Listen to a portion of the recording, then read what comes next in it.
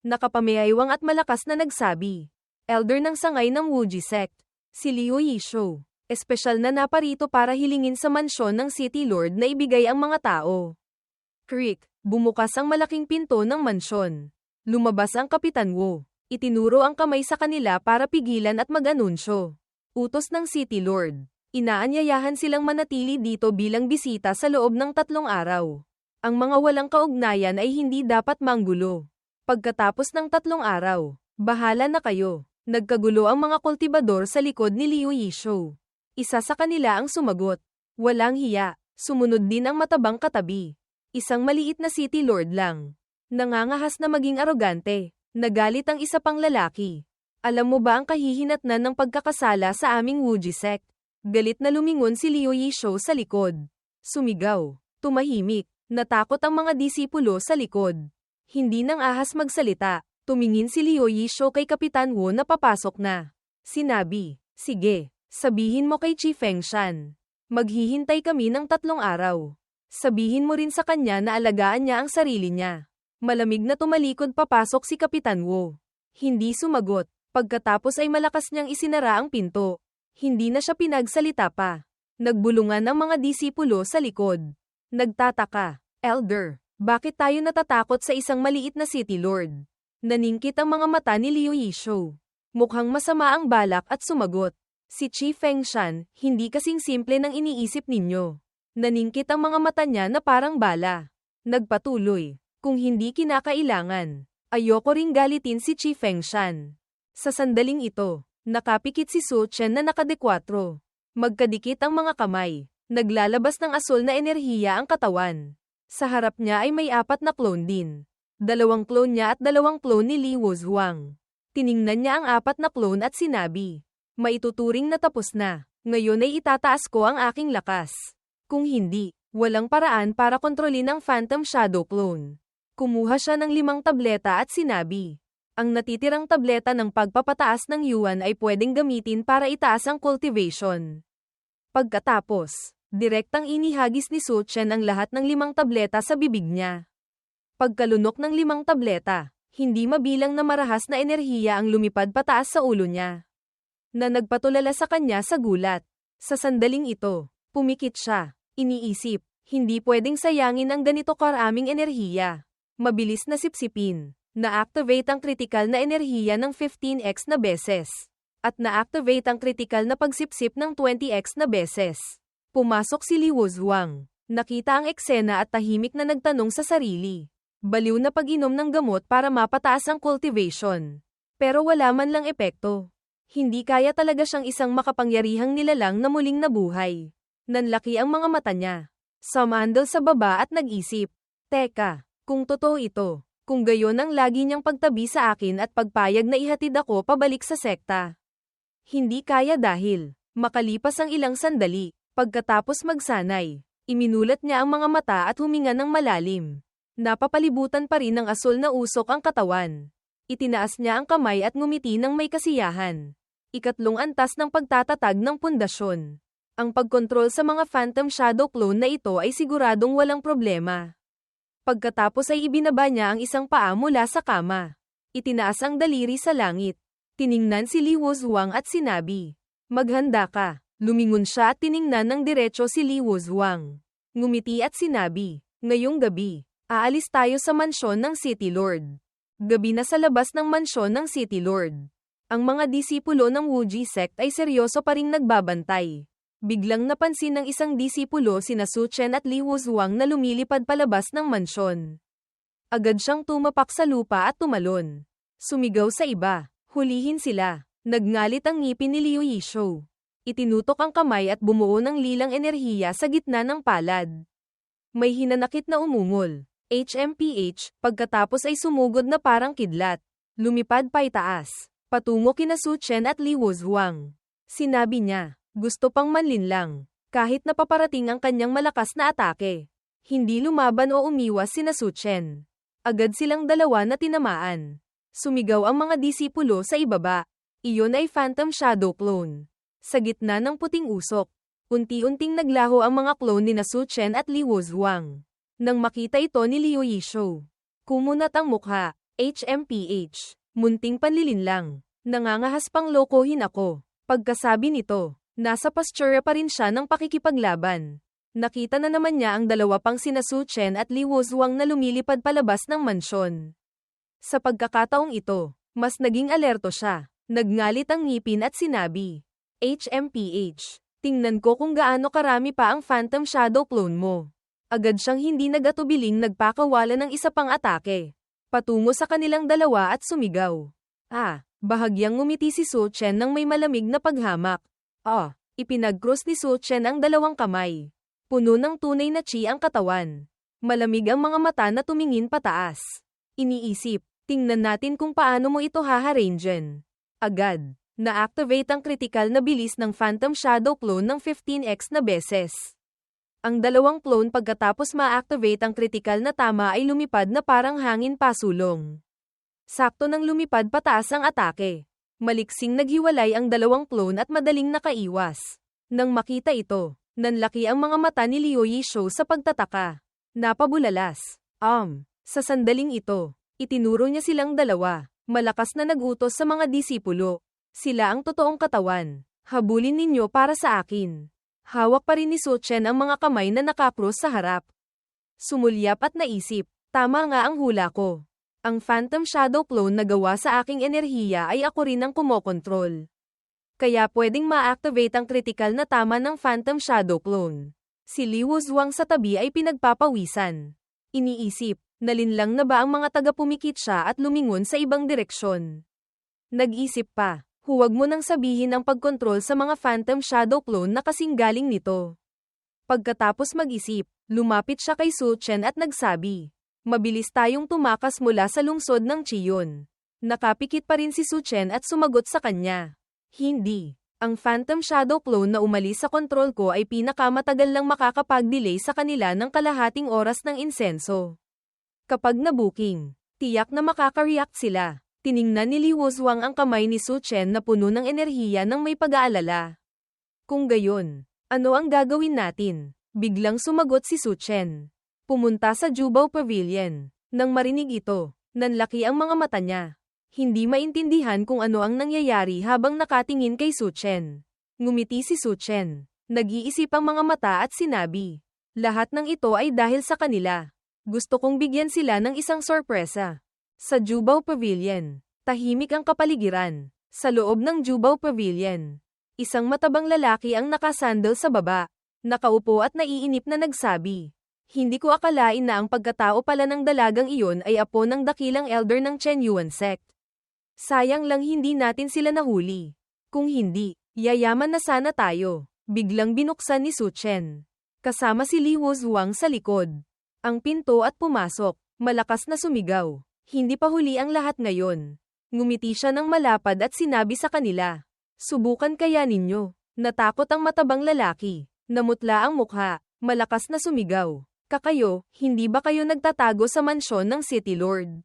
Pumasok si Su Chen. Lumakad patungo sa kinauupuan ng matabang lalaki at mahinang sinabi. Nagulat ka. Tama. Pagkatapos ay walang pag-aalinlangang binunot ang espada at mabilis na sumugod para umatake. Sumisigaw. Wala akong oras para magpaliwanag sa iyo. Agad na sumugod ang ilang tauhan patungo kay Su Chen at sumigaw. Naghahanap ng kamatayan. Tapusin siya. Nagngalit ang ngipin ni Su Chen. Umismed ng may paghamak. TSK. Isang hagod ng kanyang espada ang dumaan. Tinaga mula sa matabang lalaki hanggang sa mga tauhan niya.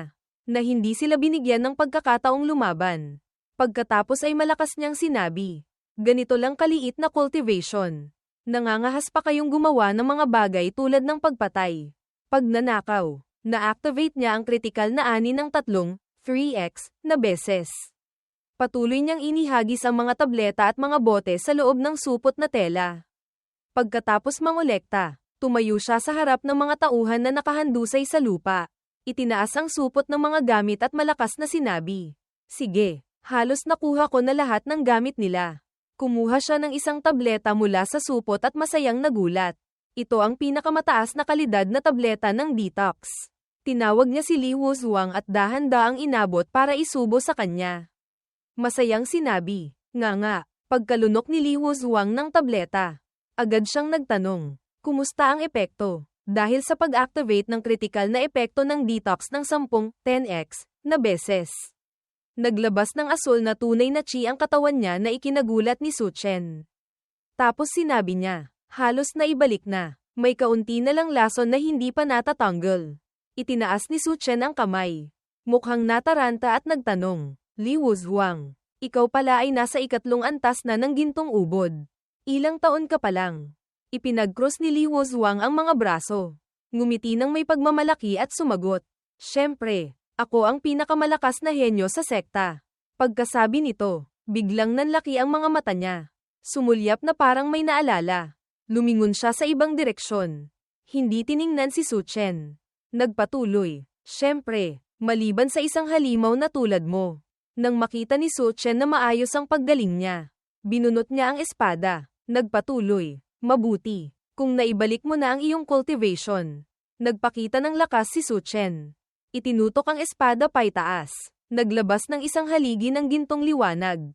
Malakas na sinabi, kung gayon, isasagawa ko na ang susunod na hakbang ng plano. Madaling araw, tahimik at madilim. Si Su Chen na may malamig na mukha ay tumatakbo ng buong bilis pasulong. Sa likod niya ay may isang grupo ng taong humahabol.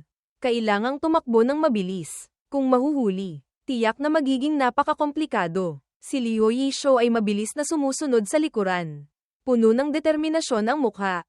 Itinaas ang sandata ng walang awa at humataw patungo kay Su Chen. Ngunit ang kakaiba, hangin lang ang kanyang tinamaan. Si Su Chen sa sandaling ito ay parang usok na malabo. Hindi makita kung nasaan. Nawala na parang mahika. Talagang isang nagtatago, isang naghahanap. Sa bubong sa harap ay may liwanag na parang bulalakaw na bumagsak. Nakita ito ni Liu Yishou na puno ng galit. Kumunat ang noo at sumigaw. Lintik, naloko ako. Sa sandaling ito, may 3 pang tao ang tumakbo palapit kay Liu Yishou. Sinabi ng babaeng may mahabang buhok. Iyon ang direksyon ng Jubao Pavilion. Ang lalaking may nakapusod na buhok ay galit na nagsalita. Sino ang kumain ng puso ng oso at apdo ng tigre na nang ahas kumilos laban sa Jubao Pavilion? Sumagot ang natitirang lalaki. Hindi ba ito natatakot sa galit ng ating Wuji sect? Ganoon lang ba kasimple ang pangyayari? Biglang napansin ni Liu Yishou na may kakaiba. Hindi kaya ganito lang kasimple. Nagngalit ang kanyang ngipin at sinabi, hindi maganda. Ginamit ng dalawang iyon ang mga clone bilang pain para iliga tayo. Ang gusto talaga nilang gawin ay atakihin ang Jubao Pavilion. Galit na lumipad si Liu Yishou patungo sa Jubao Pavilion. Hindi niya nakalimutang utusan ang grupo na patayin sila para sa kanya. Ang babaeng may bangs ay mabilis na lumipad kasunod ni Liu Yishou. Tumakbo rin ang 2 lalaki sa likuran. Sa sandaling ito, sa Jubao Pavilion, abala sina Su Chen at Li Wuzhuang nang maramdaman nila ang papalapit na panganib. Parehong seryoso ang mukha at tumingin sa isang direksyon. Itinaas niya ang isang anteng-anteng at sinabi, parating na sila. Seryoso ang mukha ni Su Chen. Inakbayan si Li Wuzhuang at idinikit sa kanya.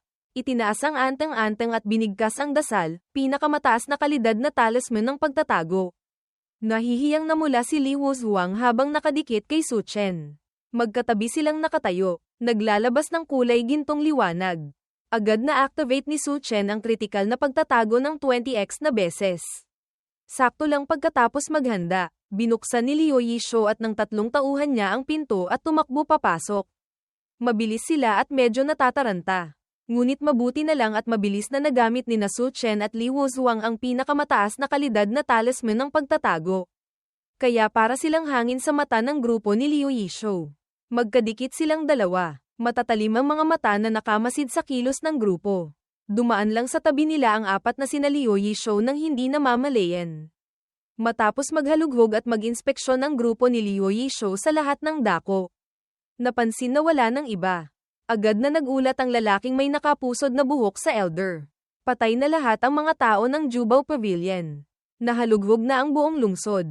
Hindi natagpuan ang target. Lahat ng kayamanan sa loob ay naubos na. Mukhang natataranta sila. Galit na galit si Liu Yishou. Kumunat ang mukha. Halata ang pagkainis. Habang nagmumura ay inutusan ng mga tauhan sa paligid. Mga hayop na dapat mamatay. Tiyak na nagtago ang 2 batang hayop na iyon sa mansyon ng City Lord. Sumama kayo sa akin doon para hingin sila. Agad silang tumakbo papalayo. Mabilis dumating at mabilis ding umalis. Sa sandaling ito, agad na lumayo si Li Wuzhuang. Hindi na damaykit kay Su Chen. Nawala na ang malamig na ekspresyon ni Su Chen kanina. Kinamot ang ulo at sinabi, mas malapit ang Jubao Pavilion sa labas ng lungsod. Ngayon, lahat ng tao ng Wuji sect ay nadala na sa mansyon ng City Lord. Ito na ang magandang pagkakataon natin. Si Li Wuzhuang naman ay nag-aalangan. Namumula ang mukha habang nakatingin sa kanya. Mahinang oo. Naramdaman ng pag-activate ng kritikal na kilig ng 10x na beses. Lumipas ang hindi malamang oras. Nakarating na si Liu Yishou sa labas ng tarangkahan ng mansyon ng City Lord. Nakatayo siya sa harap ng tarangkahan na may mayabang na postura at sumigaw. Qi Fengshan, ibigay mo na ang mga tao sa akin. Ang sigaw ni Liu Yishou ay gumulantang sa mansyon. Agad na may nagbukas ng tarangkahan para kausapin siya. Si Kapitan Wu ay malamig ang mukha na nakatayo sa gitna. Sa kaliwat kanan niya ay may mga kasama at gwardya ng tarangkahan. Lumakad siya pasulong at sumagot. Pinapasabi ng City Lord kay Elder Liu. Umalis na sila, ngunit hindi basta-basta maniniwala si Liu Yishou. Kumunat ang mukha, naiinis na malakas na itinanggi. Imposible, hinalughog namin ang buong lungsod. Ang mansyon ninyo na lang ang natitira. Ang kasama sa kaliwa ni Kapitan Wu ay nanatiling malamig ang ekspresyon. Habang si Kapitan Wu ay kumpiyansang ngumiti, itinuro ang kamay patungo sa loob ng lungsod na parang nag-aanyaya. Sumagot siya, kung hindi naniniwala si Elder Liu. Malaya siyang maghalughog, para bang hinihintay lang ang mga salitang iyon. Agad na iwinagayway ni Liu Yishou ang kamay at inutusan ang mga tauhan na pumasok sa loob ng mansyon para maghalughog. Malakas siyang sumigaw. Huwag ninyong isipin na hindi ako nangangahas. Pumasok kayo at hanapin sila para sa akin. Pagkasabi niya, agad na tumakbo papasok ang isang grupo. Hindi nagpakita ng emosyon ang kasama ni Kapitan Wu. Ngunit siya ay humigpit ang pagkuyom ng mga kamao. Malamig ang mukha na nakatitig kay Liu Yishou. Matapos ang ilang sandali ng paghahanap, tumakbo palabas ang tauhan para magulat sa elder. Nahalughog na ang buong mansyon ng City Lord. Ngunit hindi natagpuan ang target. Nakatayo pa rin doon si Kapitan Wu na parang pinapatunayan na nagsasabi siya ng totoo mula pa sa simula. Galit na itinuro ni Liu Yishou ang mukha ni Kapitan Wu at sumigaw. Imposible. Talagang imposible. Tiyak na itinago ng mansyon ng City Lord ang mga tao. Sa puntong ito, hindi na mapapalampas ni Kapitan Wu na gawin nito ang gusto. Malamig na parang kutsilyo ang kanyang mga mata. Ginamit niya ang malamig na boses para magbabala. Elder Liu, ang pagpayag na maghalughog ka sa mansyon ng City Lord ay pagbibigay galang na ng City Lord sa Wuji sect. Ngunit hindi ibig sabihin na talagang takot ang City Lord sa Wuji sect. Pagkasabi nito, kahit na si Liu Yishou ay nakatayo na parang natigilan sa galit sa harap ng tarangkahan. Malamig na tumalikod si Kapitan Wu papasok at inutusan ang gwardya na isara ang pinto. Nang marinig ang mga salita ni Kapitan Wu at makita ang tarangkahang malakas na isinara sa harap niya. Namula sa galit ang mga mata ni Liu Yishou. Lumitaw ang mga ugat sa noo. Nagngangalit ang ngipin. Puno ng masamang hangarin ang mga mata na nakatitig sa tarangkahan. Hindi inaasahan na sobrang nagalit si Liu Yishou na inatake siya sa puso. Isang kamay ang humawak sa kaliwang dibdib. Isang kamay ang iniabot pasulong at natamba. Bago tuluyang mawala ng malay ay nakapagsabi pa. Kinasusuklaman kita. Natamba si Liu Yishou sa lupa sa sobrang sakit. Natarantang tumakbo palapit ang kanyang mga tauhan. Sa loob ng lungsod, si Qi Fengshan ay nakatayo sa isang sulok ng silid na kumikinang pa rin sa liwanag ng mga ilaw. Pinagmamasdan ang buwan mag-isa. Tahimik na nag-iisip. Hindi niya inaasahan na talagang makakaligtas siya. At nagawa pang paglaruan ang mga taga-Wuji sect. Pinagmasdan ni Qi Fengshan ang buwan. Nakapameaywang at puno ng iniisip. Kinausap niya ang buwan. Sa pagdating niya, mas sigurado na ako sa mangyayari pagkatapos ng 3 buwan. Lumipas ang oras. Sa isang pasilyo na puno ng mga nakasinding kandila, umalingaw-ngaw ang malakas at galit na mura. Mga basura. Lahat kayo mga basura. Nasa kamay na. Pinakawalan pa. Mga basura. Ang kandila doon ay kalahati na ang natunaw. Tumutulo ang natunaw na wax sa paligid ng katawan ng kandila. Nag-iiba ang hugis. Ipinapakita nito na ang tao sa loob ng silid ay matagal nang naruroon. Hindi makita ang mga tao sa loob. Isang mabigat na pinto lang ang nakasara ng mahigpit. At may boses na umaalingaw palabas. Mabuti na lang at kumilos na ang especially iya sa loob ng Chen Yuan sect. Si Li Wuzhuang na iyon. Kahit magkakapakpak, mahihirapang makatakas. Lumipas ang oras. Bigla na lang 3 araw na ang nakalipas. Sa isang kagubatan na napapalibutan ng matataas na bundok. Maliwanag ang asul na langit. Mukhang napakaganda at romantiko. Nang biglang may isang sinag ng liwanag na dumaan. Lumabas na ang sinag na iyon ay sina Su Chen at Li Wuzhuang. Ginagamit nila ang buong lakas para tumakbo ng mabilis sa kalangitan. Parehong tensyonado ang kanilang mga mukha. Malakas na nagsalita si Li Wuzhuang. Nakalabas na tayo sa lungsod ng Chiyun. Bakit mas lalo kang naging tensyonado? Nang marinig ito, kumunat ang noo ni Su Chen. Tumagilid para obserbahan ang paligid. Sumagot sa kanya. Sa loob ng lungsod ng Chiyun. Kahit delikado, may lugar pa para magtago. Ngayon, kapag nakaharap tayo ng kalaban, kailangan na nating isugal ang lahat. Sabay silang lumipad sa mataas na kalangitan. Sa ibaba ay isang napakalawak na lunti ang kagubatan. Biglang dumilim ang langit. Nag-alala si Su Chen hanggang sa pagpawisan ng malamig. Kumunat ang noo niya. Nag-aalala ang mga mata na tumingala para tingnan kung ano ang nangyari. Lumabas na dahil ito sa paglitaw ng isang malaking airship na gawa sa kahoy na lumilipad sa kalangitan. Papalapit ito kina Su Chen at Li Wuzhuang. Tumayo silang dalawa sa tabi. Naghihintay sa susunod na mangyayari. Agad na kumunat ang noo ni Su Chen at nanlisik ang mga mata. Agad niyang binunot ang espadang nakasabit sa baywang at malakas na sumigaw. Hindi naman siguro ganito kamalas. Kung ano ang sinabi, iyon ang nangyari. Gayunpaman. Kabaligtaran ng galit na iyon. Tuwang-tuwa si Li Wuzhuang. Ngumiti at sumagot, hindi. Iyan ang airship ng ating Chen Yuan sect. Dumating na ang mga taga-sekta para sunduin tayo. Nang marinig ito, nag-alinlangan din si Su Chen. Sinusuri ng mga mata ang kasalukuyang sitwasyon. Nagtanong ulit siya, talaga ba? Naisip niya, talaga bang sinusundo tayo? Pumunta silang dalawa sa harap ng airship. Tumalon sila sa sasakyan. Sa harap nila ay may 3 lalaki nang naghihintay. Na parabang nahulaan na nilang tiyak na darating sina Su Chen at Li Wuzhuang. Sa sandaling ito, ang deacon ng Chen Yuan sect, si Mu Changchun, na may kalmadong ekspresyon ay lumapit. Nagbigay pugay gamit ang 2 kamay. Kasunod niya ang 2 pang tao. Nagsalita si Mu Changchun, Li Wuzhuang. Nakatanggap ng balita ang sekta na nagpakita ka dito. Naparito ako para sunduin ka pa uwi. Nang makita ni Li Wuzhuang ang lalaking ito, tuwang-tuwa siya, walang tigil sa pagngiti at napabulalas. Tiyo mo, hindi ko inaasahan na ikaw pala ang susando sa akin. Nanatiling kalmado ang mukha ni Su Chen. Malamig na inoobserbahan ang kaharap, habang si Li Wuzhuang ay masayang tumingin sa kanya. Itinuro ang kamay patungo kay tiyo mo para ipakilala. Ito ang pinaka-epektibong tauhan ng aking pangalawang tiyo. Siya rin si tiyo mo. Isa sa mga deacon ng sekta. Isang eksperto sa ika-5 antas ng gintong ubod. Pagkatapos marinig ito, agad na nagbigay pugay si Su Chen. Nagbibigay galang kay deacon mo. Gayunpaman, nanatiling malamig ang ekspresyon niya. Nang makita ito ni Mu Changchun, walang gana rin siyang sumagot. Ginamit ni Mu Changchun ang kilos ng isang nakatataas. Hindi masaya ang mga mata na nagsalita kay Su Chen. May nagawa kang kabutihan sa pag-escort sa binibini. Pagbalik sa sekta, tiyak na may malaking gantimpala.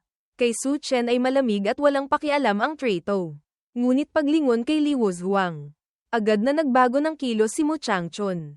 Ngumiti ng napakatamis at sinabi sa kanya, "Binibini, sumakay ka na sa airship at bumalik na tayo." Ngumiti rin ng matamis si Li Wuzhuang bilang sagot sa kanya.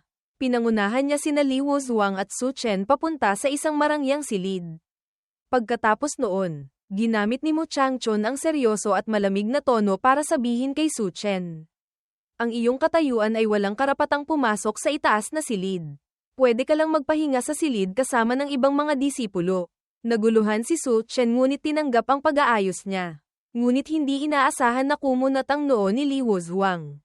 Halata sa mga mata ang hindi pagkatuwa. Nagtanong, "Tiyo mo, si Su Chen ang nagligtas ng buhay ko. Bakit hindi siya pwedeng pumasok? Mukhang inaasahan na ni Mu Changchun na matatanong siya nito. Kalmadong lumingon at sumagot. Ito ang patakaran. Sana maintindihan mo. Binibini. Nang makita ang malungkot at naguguluhang mukha ni Li Wuzhuang na nakatingin sa kanya. Kusang nagsalita si Su Chen. Ayos lang. Sasama na lang ako sa ibang mga disipulo. Bukod dito, pinaalalahanan niya. Ang lason sa katawan mo ay kakakales lang. Mahina pa rin ang katawan mo. Hindi ka dapat kumain ng kung ano-ano. Nang marinig ito ni Li Wuzhuang, natigilan siyang nakatingin kay Su Chen. Sa huli ay tumango siya. Pumayag. Alam ko na. Kung gayon, magpahinga ka na muna. Pagdating sa sekta, hahanapin kita ulit. Naunang naglakad si Su Chen. Kasama ang dalawa pang lalaki. Patungo sa lugar ng pahinga. Biglang nagulat si Su Chen. Parang may napansin. Lumabas na may balak pumatay ang dalawang kasama niya. Pareho nilang binunot ang espada at humataw patungo kay Su Chen. Ngunit gamit ang mabilis na kilos. Napaganya niya agad ang kritikal na bilis ng siyam, 9x, na beses. Kaya nakaiwas siya sa pamamagitan ng isang pag-ikot. Kumunat ang noo niya. Malamig na sinabi sa dalawa. Talagang saludo ako sa inyo. Simpleng paghahatid lang ng isang tao. Hanggang dito ba naman makakatagpo pa rin ako ng traidor sa sekta? Ang dalawa sa kabilang panig ay nagulat dahil natumbok niya. Natigilan sila. Ngayong alam na nilang nabuking na sila. Pinagtawanan nila si Su Chen. Hinamak siya ng lalaking may maikling buhok. Ano naman kung alam mo? Isa ka lang basurang nasa ikatlong antas ng pagtatatag ng pundasyon. Kasing dali lang kitang patayin tulad ng pagpatay ng langgam. Nang marinig ito, nahulaan na ni Su Chen ang ilang bahagi ng kanilang plano. Nag-isip siya. Nakasandal ang kamay sa baba. Inaanalisa ang problema. Sinabi niya, tama ba? Pag-isipan ko nga, sino kaya ang nasa likod ninyo? Si Mu Changchun ay hindi sapat ang bigat. Mukhang ang pangalawang tiyo ni Li Wuzhuang. Nagalit dahil sa talino ni Su Chen. Sumugod ang dalawa. Ang lalaking may mahabang buhok ay tumakbo na may hawak na espada at sinabi. Mabilis ang batang ito. Sabay tayong sumugod. Narinig ito ng lalaking may maikling buhok at sumagot din. Mamaya, puputulin ko ang dila niya. Pagkasabi nito, agad silang sumugod kay Su Chen. Binunot ni Su Chen ang espada. Tahimik na tumayo habang pinagmamasdan ang dalawang puno ng masamang hangarin na papalapit at sinabi. Sige, puno ng galit at masamang hangarin ang mga mata ni Su Chen. Iwinasiwas niya ang espada. Naglabas ng nakakatakot na lakas ang buong katawan at nagsalita. Kung gayon, ihahatid ko na kayo sa kabilang buhay. Na-activate ni Su Chen ang kritikal na lakas ng 15x na beses. Hawak ang espada at mabilis na dumaan sa dalawa. Isang espada na may kahanga-hangang lakas ang agad na tumalo sa kanila. Samukha sila ng dugo na may mga matang hindi makapaniwala. Bago sila bumagsak, nakapagsabi pa sila, hindi, imposible. Umalis si Su Chen doon. Sa likuran ay ang dalawang nakahandusay sa lupa. Malamig ang mukha niya habang bumubulong sa sarili. Kailangang mabilis na tapusin ang iba pa. Sana kayanin ni Li Wuzhuang na mag-delay ng mas matagal. Kasabay nito, na-activate niya ang kritikal na ani ng dalawang 2x na beses. Sa ibang silid, may 4 na taong nagtitipon. Masaya silang nag-uusap at nagtatawanan. Nagtanong ang isa. Bakit hindi pa bumabalik ang dalawang iyon? Sumagot ng mapanlait ang isang nakasandal sa pader sa likod. Ang pagtapos sa isang basurang nasa ikatlong antas ng pagtatatag ng pundasyon. Kailangan pa ba ng ganoon katagal na oras? Tumawa ang lalaking may mahabang buhok at sinabi. Baka gusto lang maglaro sandali. Tutal mahilig pahirapan ng dahan-dahan ng dalawang iyon ang iba. Pagkasabi nito, isang espada ang tumagos sa katawan niya. Natigilan siyang lumingon at nakita si Su Chen na sumasaksak sa kanya. Ginawa niya ang aksyon ng 7x, na beses na mas mabilis kaya napakabilis. Nataranta at natakot ang tatlong natira. Napabulalas ang nasa likod. Nabigo ang dalawang iyon. Itinuro ng lalaking may maikling buhok na pinakamalapit si Su Chen. Nalilito. Buhay ka pa. Inihagis ni Su Chen ang lalaking may mahabang buhok sa lupa. Malamig na ngumiti at iwinasiwas ang espada patungo sa kanila. Sinabi niya, nagulat kayo. Tama, malapit na kayong makasama ulit sila. Yumuko si Su Chen. Naghanda para tumakbo. Mabangis ang mukha. Itinaas ang espada at sinabi ang huling salita sa tatlo. Sa oras na iyon, Magsaya kayo sa pakikipag-usap sa ibaba. Ginamit niya ang kritikal na lakas ng 15x na beses. Lumipad sa isang direksyon at tinaga ang tatlong natira. Isang tama lang. Patay silang lahat. Na-activate ang kritikal na ani ng 2x na beses. Ngunit hindi pa rin ito nakapagpasaya kay Su Chen. May malamig na ekspresyon. Napabulalas siya. Medyo mababa pa rin ang rate ng kritikal na ani. Umalis siya sa silid. Habang naglalakad ay sinabi, sana ang mga natitira pa ay makapag-activate ng mas mataas na rate. Sa ibang silid na maliwanag ang mga ilaw. Si Mu Changchun na may masayang ngiti ay nagsasalin ng tsaa para kay Li Wuzhuang na nakaupo sa tapat habang nagsasalita. Huwag mong sisihin si tiyo mo sa pagiging makulit. Tutal ikaw ay apo ng dakilang elder. Marangal ang iyong katayuan. Paano ka pwedeng hayaang makasama sa iisang silid ang isang ordinaryong disipulo? Medyo malungkot ang mukha ni Li Wuzhuang. Pilit na ngumiti at sumagot. Naiintindihan ko po ang ibig ninyong sabihin. Tiyo mo. Itinulak ni Mu Changchun ang tasa ng tsaa patungo kay Li Wuzhuang at inalok siya. Ito ang pinakamataas na kalidad na rejuvenating tea. Kayang alisin ang kahinaan ng katawan mo. Inumin mo na. Masayang sinabi ni Li Wuzhuang. Salamat po, tiyo mo. Kinuha niya ang tasa at masarap na ininom. Walang anumang pagdududa sa taong tinatawag niyang tiyo. Nang makitang nainom na ni Li Wuzhuang ang tsaa. Ngayon lang ngumisi ng masama si Mu Changchun. Halata ang masamang balak. Hindi kailangang magpasalamat. Tutal isa ka ring mahalagang pyesa. Natakot at hindi makapaniwala si Li Wuzhuang. Napabulalas. Ano ang ibig ninyong sabihin? Pagkasabi nito, bumagsak siya sa mesa. Mahina ang hininga. Napagtanto na may problema sa tsaa. Nilagyan mo ng lason. Mayabang na tumawa ng malakas si Mu Changchun. Masaya, sinabi ang nasa isip niya. Haha, ngayon mo lang nalaman. Huli na, mahal kong pamangkin. Hindi ko inaasahan na makakatakas ka pala sa pagtugis ng Duanlong sect. Nagdulot ka sa amin ng maraming problema. Mapatla ang mukha ni Li Wuzhuang. Galit na sumigaw. Kaya pala ikaw ang especially iya sa loob ng sekta. Tumawa si Mu Changchun at umiling. Itinanggi. Hindi. Wala akong ganoong kalaking lakas ng loob. Agad na dumilim ang mukha ni Li Wuzhuang. Hindi makapaniwala sa narinig. Naguguluhang nagtanong. Ang ibig mong sabihin, ang traidor sa sekta ay ang pangalawang tiyo. Hindi. Imposible. Wala siyang dahilan para traidorin ang sekta. Nang mapansin na si Li Wuzhuang ay inosente pa rin at hindi makapaniwala sa katotohanan. Tumalikod si Mu Changchun. Tumawa ng malakas at sinabi, haha, tama nga ang sinabi ng bise-punong sekta.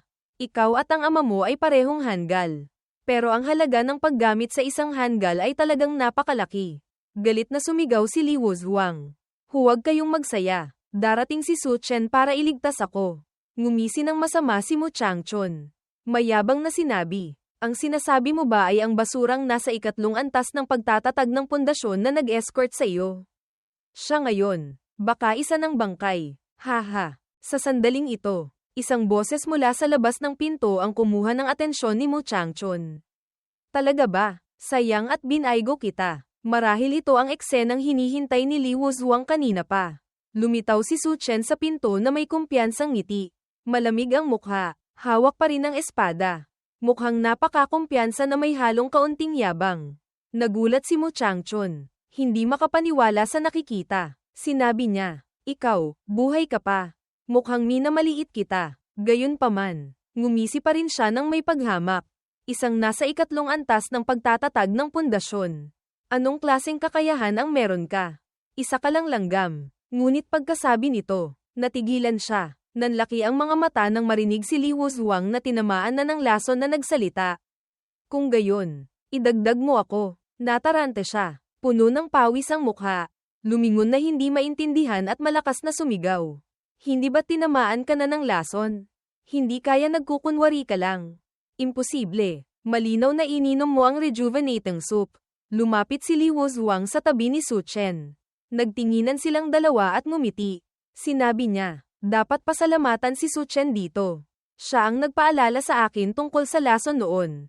Sinabi niya sa akin na huwag kumain o uminom ng kung ano-ano. Kaya bago ako pumasok sa silid, palihim akong uminom ng tableta ng detox.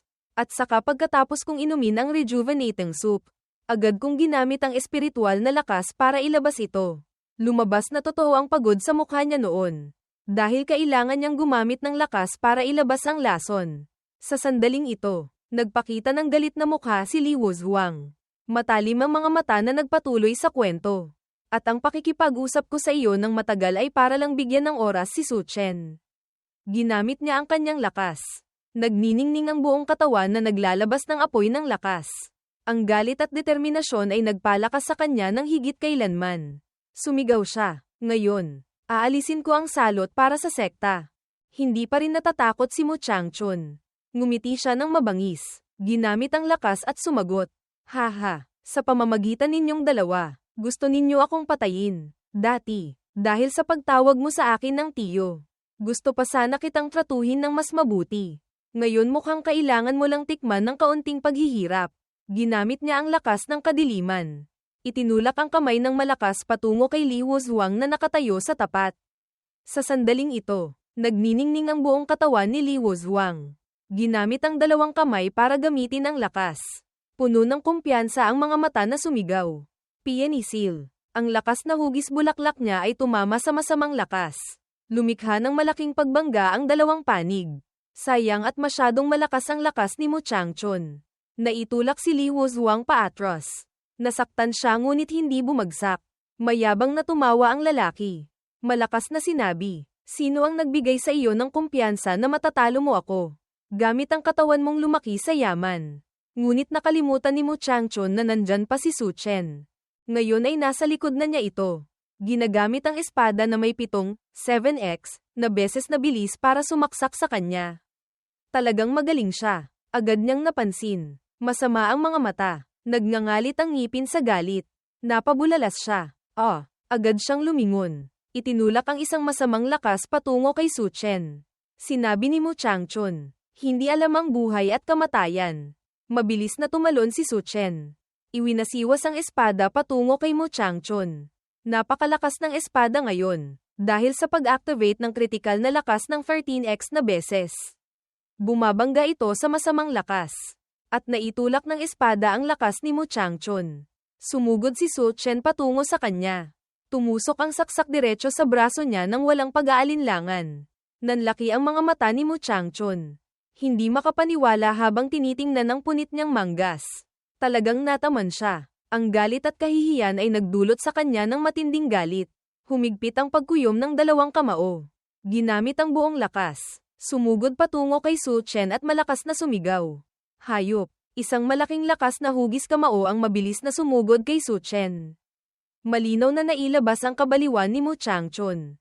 Ngunit mayroon din siyang nakakagulat na lakas. Kinagat ni Su Chen ang labi. Seryoso ang mga mata. Ginamit ang lakas. Na-activate ang kritikal na bilis ng 11x na beses. Ginamit ni Mu Changchun ang kritikal na bilis ng 11x na beses para umatake kay Su Chen. Habang umaatake sa kanya, iniisip niya, itong batang ito, ang suntok kong ito, kahit ang isang kultibador sa ikalawang antas ng gintong ubod ay hindi makakaiwas. Humihingal siya, nakakunot ang mukha na sinabi, tingnan ko kung hanggang saan ka pa makakaiwas. Pagkatapos, ginamit ni Mu Changchun ang buong lakas para gawing isang malaking kamay ang mahika at inatake siya. Hindi nakasanggi si Su Chen kaya agad siyang nadaganan. Nakahiga siya sa lupa, hindi makatayo. Iniisip, hindi pa rin sapat ang lakas. Mas malakas itong si Mu Changchun kaysa sa kultibador ng Wuji sect noon. Nang makita niyang buhay pa ito pagkatapos ng atake, kumpiyansang sinabi, buhay ka pa pala. Kung gayon, tanggapin mo pa ang isang galaw ko. Nang makitang aatake na naman si Mu Changchun sa kanya, inatake siya ni Li Wuzhuang mula sa likod. Sumigaw siya, Mystic Heaven Sword Formation. Sa sandaling ito, libu-libong espada ang lumitaw. Inatake siya. Nang mapansin na may hindi maganda, lumingon siya. Nagulat na naisip, ito ang Zuan level technique para protektahan ang sarili. Malakas na sumigaw si Mu Changchun. Armor of Light, pagkatapos ay lumitaw ang isang gintong baluti. Agad siyang pinrotektahan. Sa sandaling ito, dumilim ang mukha niya. Pagkatapos ay kumunat ang noo at malakas na sumigaw. May libo-libo pang espada ang sumugod para atakihin siya. Ang atake na parehong biglaan at malakas ay hindi niya nakayang sanggahin. Hindi rin nakayanan ng gintong baluti ang atake niya at nagsimulang mabasag. Ang unang basag ay lumitaw sa balikat. Pagkatapos ay nagsimula ring magkabitak-bitak at madurage ang katawan.